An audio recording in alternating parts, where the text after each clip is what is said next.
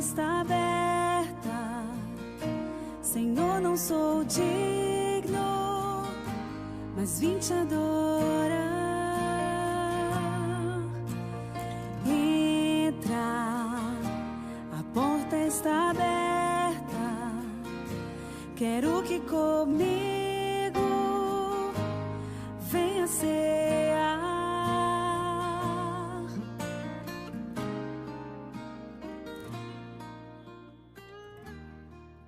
O Senhor esteja convosco. Ele está no meio de nós. Proclamação do Evangelho de Jesus Cristo, segundo Lucas. Glória a vós, Senhor.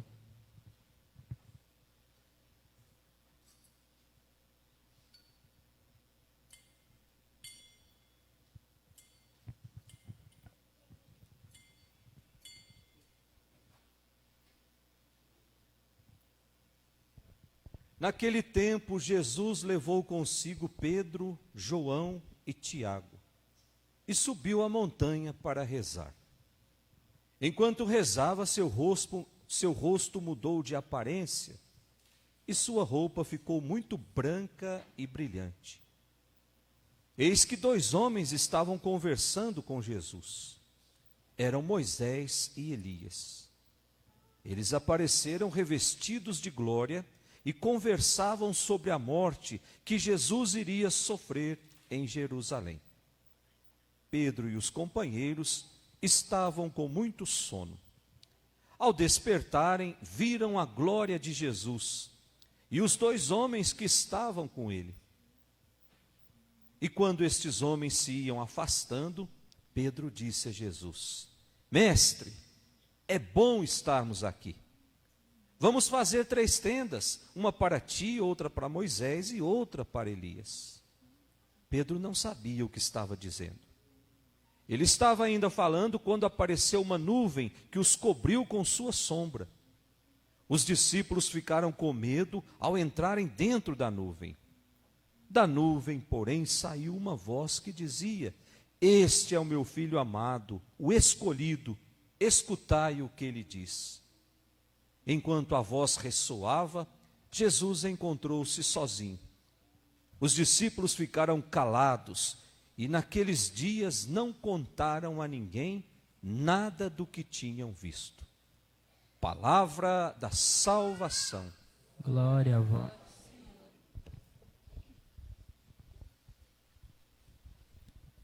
Que as palavras do Santo Evangelho perdoem os nossos pecados. Amém. Podemos sentar.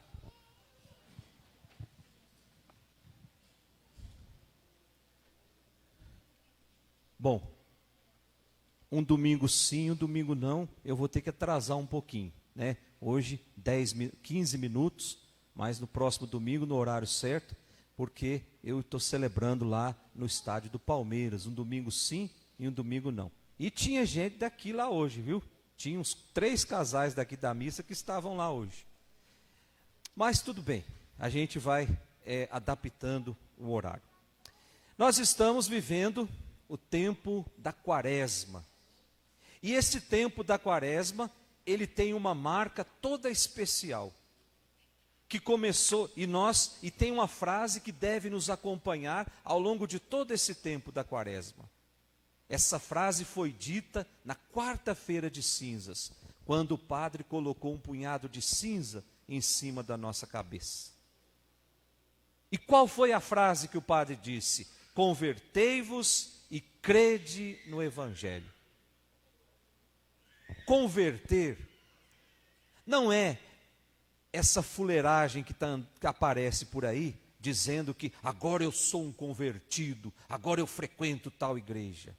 A conversão, ela passa não somente pela mudança de hábito, porque eu posso mudar determinados hábitos na minha vida e continuar com outros hábitos que às vezes são piores ainda. É por isso que conversão não consiste em mudar somente hábito, em mudar somente um traje, em colocar um acréscimo a mais no corpo. Conversão é voltar-se para Deus.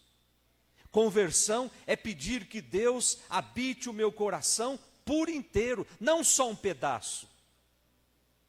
Por isso, para que Deus possa habitar meu coração, eu preciso tirar do meu coração aquilo que não faz parte do meu coração. Eu preciso tirar do meu coração, muitas vezes, a mágoa, o ressentimento, aquele desejo de vingança que eu fico tramando o tempo todo. Como é que eu vou responder à ofensa que me fizeram? Conversão implica em arrancar tudo isso do coração e permitir que Deus more unicamente e absolutamente ali dentro. Mas tinha outra parte da frase: convertei-vos e crede no Evangelho. Crer no Evangelho não é acreditar num livro grosso que conta a história de um povo. Crer no Evangelho é muito mais do que isso. Crer no Evangelho é crer numa pessoa. O evangelista João vem dizer que Jesus é a palavra de Deus. Portanto, crer no Evangelho é acreditar em Jesus. Está aí a receita para a gente ir para o céu. São Paulo diz na segunda leitura: nós somos do céu. Só que muitas vezes a gente se esquece disso e quer viver como se a gente fosse dessa terra. E aí São Paulo diz: tem gente que pensa que o Deus é o estômago. Tem gente que pensa que o Deus é o ter dinheiro cada vez mais, é o ter poder, é o ter status. E se esquece que o nosso tempo aqui é breve. E é nesse tempo que Deus nos concedeu para a gente ficar aqui, que nós precisamos entrar nessa dinâmica de voltar-se para Deus e acreditar em Jesus. Convertei-vos e crede no Evangelho. Olha só que bonita a história que nós lemos na primeira leitura, tirada do livro do Gênesis. Conta o livro do Gênesis é um livro que tem muitas lendas, que tem muitos mitos, muitas tradições, que indica também uma teologia muito bonita, com o intuito de apresentar ao povo um modelo de fé, um modelo de obediência, um modelo de vida. Então, esse livro, o livro do Gênesis, foi escrito para um povo que não tinha um lugar fixo ainda. Eram nômades, viviam perambulando de lugar em lugar, procurando uma terra prometida, procurando um lugar onde pudesse fixar raízes, onde pudesse crescer, onde a família pudesse crescer, uma terra fértil, uma terra bem irrigada. E aí possuir uma família forte, uma família numerosa, que pudesse perpetuar a memória da tribo, que pudesse vencer os inimigos quando eles investirem contra a família. Então a primeira leitura nos coloca nesse contexto.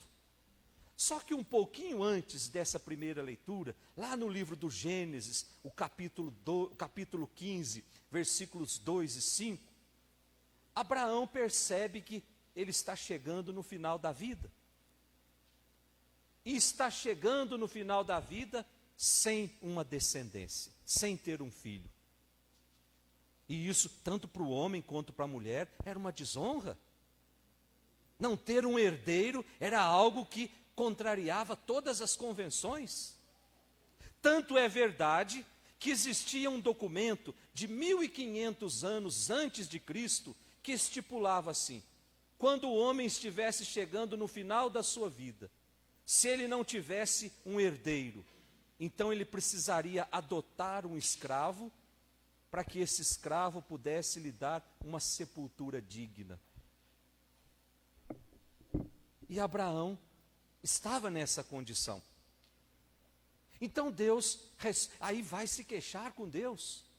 E Deus responde a Abraão com essa primeira leitura, lhe garantindo uma descendência numerosa. Versículo 5 da nossa primeira leitura. O Senhor conduziu Abraão para fora e disse: olha para o céu, conta as estrelas se for capaz. E acrescentou: assim será a tua descendência. E aí o versículo 6 disse que Abraão acreditou, que Abraão teve fé, ou seja, que Abraão ficou firme no seu propósito, que Abraão foi leal, que Abraão acreditou plenamente em Deus. E a fé de Abraão lhe rendeu uma descendência. A fé de Abraão lhe rendeu a bênção.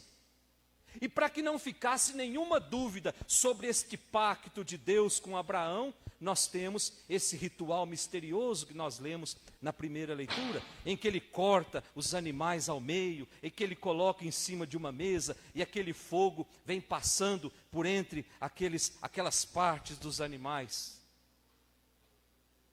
É como se fosse para selar a aliança de Deus e Abraão.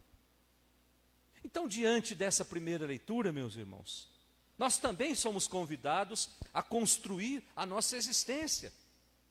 Com serenidade, veja o exemplo de Abraão, um homem velho, um homem que não tinha filhos. Seria mais do que natural que ele ficasse desapontado com Deus. Seria mais do que natural que ele se queixasse com Deus, mas ele não fez isso. Ele seguiu o caminho da obediência, ele confiou. Talvez seja isso que esteja faltando no nosso mundo de hoje. Confiança no projeto de Deus. O mundo está nos ensinando que nós precisamos das coisas para ontem. Quando a gente pede alguma coisa para Deus, se passa 1 minuto depois da minha oração e aquilo não aconteceu, aí Deus já não serve mais. Aí eu vou procurar um Deus que atenda mais rápido nesse monte de igreja que nasce a cada minuto no Brasil. Um Deus que atenda os meus desejos. Percebe que nós estamos com uma tendência de tentar domesticar Deus? De achar que Deus tem que fazer aquilo que eu quero, na hora que eu quero? O mundo está nos ensinando a isso. Nós estamos criando um Deus, a nossa imagem e a nossa semelhança. Nós estamos invertendo o papel da criação. Nós já não somos mais criados à imagem e à semelhança de Deus. Nós que estamos criando um deusinho empregado nosso. Eu fico aqui imaginando, o que passa na cabeça de uma pessoa que atribui a Deus, ou melhor, que procura uma dessas novas igrejas neopentecostais, e ali fala que vai ter carro, vai ter apartamento, vai ter posses, vai ter dinheiro, vai ter poder, vai ter fama. Que Deus é esse, gente? Se nesse minuto que eu estou falando aqui, mais de 5.000 crianças já morreram de fome. Que Deus é esse? Que é capaz de dar bens para um e é capaz de permitir que outros morram de fome. Nós temos um Deus. E esse Deus não nos promete nada. Esse Deus promete para quem quer seguir uma cruz. Quer me seguir? Pegue a sua cruz e venha atrás de mim. A cruz nos remete ao quê, gente? Senão ao sofrimento. Cruz é sinônimo de dor. Cruz é sinônimo de sofrimento. Jesus está dizendo assim: você quer me seguir? Então prepare para sofrer. Prepare para ser incompreendido. Mas a nossa fé, ela não é enterrada na sexta-feira da paixão. A nossa fé, ela renasce no domingo de Páscoa, quando Jesus vem dizer assim: coragem, eis que eu estarei convosco todos os dias. Por isso, a nossa fé, ela nasce naquela manhã bonita da ressurreição. Quando a morte foi vencida pela vida, quando a dor foi vencida, quando a solidão foi vencida, quando a depressão foi vencida. É naquela manhã luminosa da Páscoa. Mas para que isso aconteça, eu preciso passar pela sexta-feira da paixão. Ninguém chega à Páscoa sem antes passar pela tristeza da sexta-feira da paixão. A nossa segunda leitura, tirada da carta de São Paulo aos Filipenses. São Paulo, quando escreve essa carta, já lá pelo ano 52, no máximo 54, depois de Cristo, Paulo já estava preso. Vocês sabem da história de Paulo, né, gente? Quando Paulo faz a sua opção por Jesus, quando Paulo se apaixona por Jesus, Paulo arruma confusão em todo lugar onde ele passa. Mas é uma confusão que é para o bem. E Paulo aqui está preso, e por muito tempo, quando se lia essa carta, achava que essa prisão que Paulo estava preso era em Roma.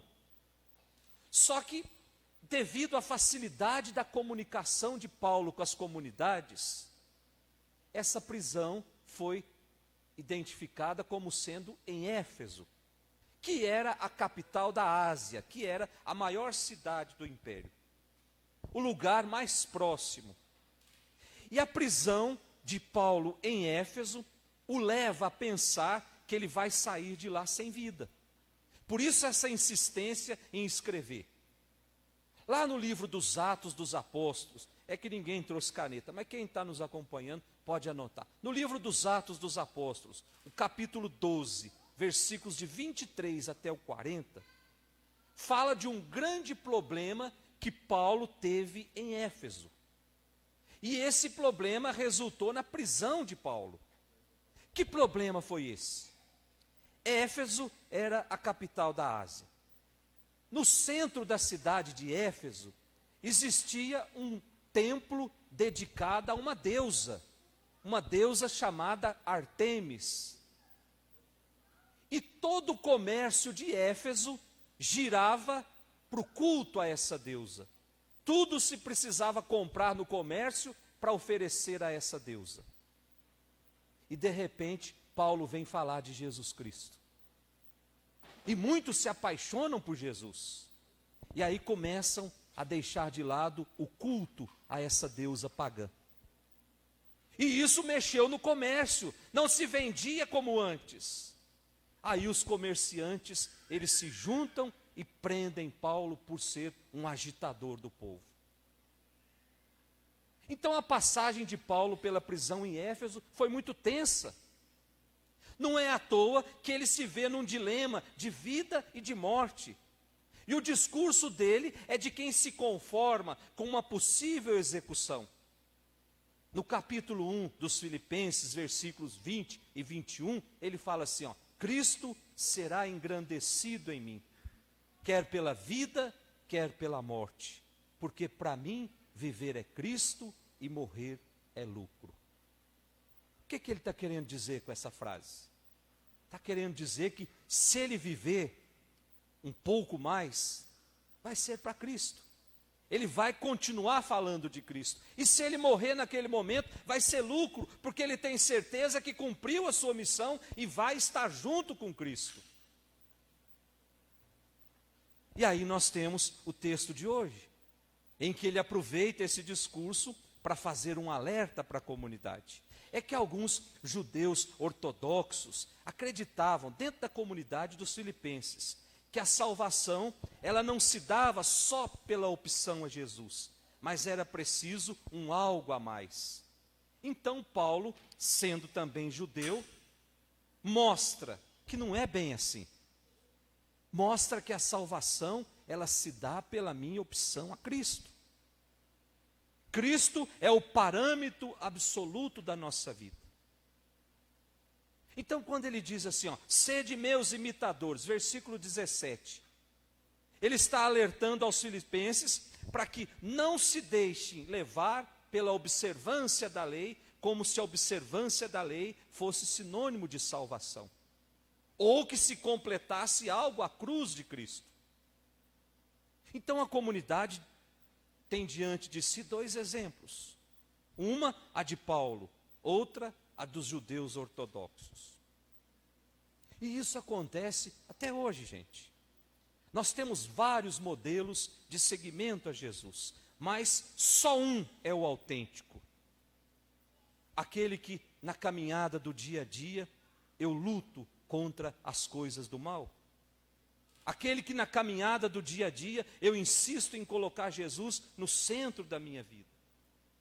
Essa caminhada, esse segmento é o autêntico. Os outros não passam de oba-oba, que não colaboram em nada para a minha intimidade com Cristo. Prestem atenção nas pessoas que saem da igreja católica e mudam de religião e depois deixam aquela religião também. Prestem atenção para onde elas vão. A grande preocupação da Igreja Católica não é com o número de evangélicos que cresce a cada dia, é com o número de pessoas que se dizem ateus, que não acreditam em mais nada, porque foram atraídas por um engano, foram atraídas com algo que não existe, depois não voltam, e aí perdem a fé em tudo. Essa é a nossa grande preocupação. O número de pessoas que se dizem não acreditar mais em nada aumenta significativamente. Por quê? Porque são atraídas por uma falsa proposta. Querem apresentar um Cristo sem cruz.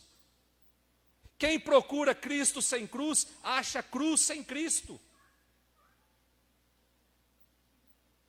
E por fim, o nosso evangelho de hoje, o evangelho de São Lucas, nos relata uma passagem bonita na caminhada de Jesus. Depois que Jesus fala que vai morrer na cruz, depois que Jesus fala que vai ser humilhado, que vai ser desprezado pelo mundo, os discípulos começam a se perguntar: peraí, vale a pena então seguir algo que está caminhando para o fracasso? Vale a pena colocar a nossa vida em algo que está terminando? Até porque o livro do Deuteronômio fala que é maldito o homem que é pendurado numa cruz. E Jesus está dizendo abertamente que ele vai morrer na cruz. Então os discípulos começam a ficar preocupados. Peraí, nós estamos investindo nossa vida numa canoa furada? Aí Jesus percebe a murmuração, reúne ali alguns dos seus discípulos e vai para um lugar separado, para ter intimidade com Deus, para fazer as suas orações. E diz o Evangelho que naquele momento Jesus muda de aparência. Existe a transfiguração. Jesus muda a sua figura. Sua roupa fica brilhante. E aí Pedro percebe que algo está acontecendo e diz assim: ô Senhor, não é melhor a gente ficar por aqui, já que aqui está tão bom com as coisas? Vamos construir aqui 3 barraquinhas, uma para o Senhor, uma para Elias e outra para Moisés, e a gente fica por aqui. E aí diz o Evangelho que naquele momento uma nuvem os encobriu. Aqui nós temos aquilo que nós chamamos de teofania, Deus se manifestando como? Uma voz. Este é meu filho, escutai o que ele diz. E aí nós perguntamos também para o nosso coração: nós escutamos o que Jesus nos pede? Jesus nos pede para sermos homens e mulheres semeadores da paz. E nós estamos vivendo um mundo em que está prestes a estourar uma grande guerra. Se dizia tanto que depois desta pandemia o mundo será mais humano. Passando a pandemia a gente começa com uma guerra. Onde está a humanidade? Onde está o nosso desejo de paz? A paz que Jesus tanto quis, a paz que Jesus tanto semeou. Fazei o que ele diz, escutai o que ele diz. Peçamos, meus irmãos, nessa Eucaristia, que escutemos Jesus nos dizer, através da sua palavra, através dos sacramentos. E que o Espírito Santo, essa luz que vem do alto, nos explique todas essas palavras. Em nome do Pai, do Filho e do Espírito Santo. Entra, Senhor Jesus, em meu coração. Vem inundar meu ser com tua presença. Quero sentir o amor que nunca tive.